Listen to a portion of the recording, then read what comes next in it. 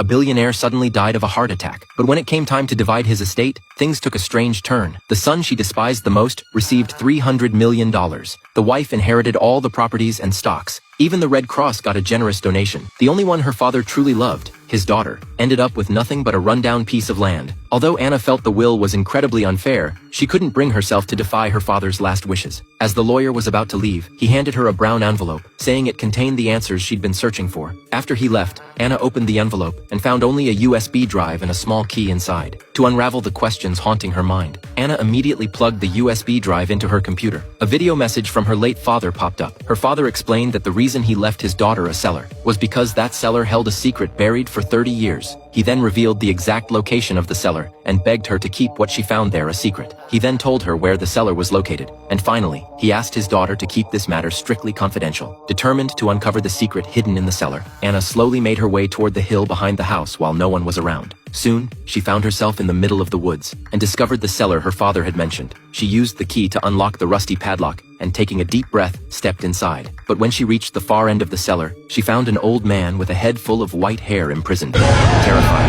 Anna stumbled backward and ran out as fast as she could. She couldn't understand why her father would keep a man locked underground. At first, she thought about calling the police, but then she remembered her father's dying request to keep it secret. So, she decided to stay silent. Her brother soon noticed something was off. Her brother asked Anna if she was unhappy with the inheritance distribution. He even generously offered to give her $100 million, but Anna refused, insisting that their father must have had his reasons for dividing things the way he did. Later that night, unable to shake the unease, Anna grabbed a handgun and returned to the cellar. She needed to know who that old man really was. When she entered the room, the man looked at her, and to her shock, he seemed to know her. He spoke of her habits, her favorite foods, even the birthmark on her thigh. Anna's heart pounded. "Who are you?" she demanded. The old man refused to answer. Instead, he calmly asked for some food. With no other choice, Anna brought him wine and a proper meal. After eating, the old man finally began to speak. It turned out the old man's name was Nick. 30 years ago, he had been her father's closest friend. One night after drinking together, they accidentally hit a pedestrian while driving home. The man was still breathing, and Nick wanted to call the police, but Anna's father refused. If they reported it, both would go to prison. Instead, they loaded the victim into the trunk and buried him deep in the mountains. But afterward, fearing Nick would tell someone, her father struck him over the head and dragged him into the cellar, where he'd been imprisoned ever since. During the 30 years of captivity, he lived each day as if he were barely surviving. Anna didn't believe him. Her father had always been kind and gentle. He couldn't have done something so cruel. But Nick's next words shattered everything she thought she knew. Nick said the reason she hadn't received a single penny of the inheritance was entirely because her father, while alive, had given her share of the inheritance to another woman. Anna was furious.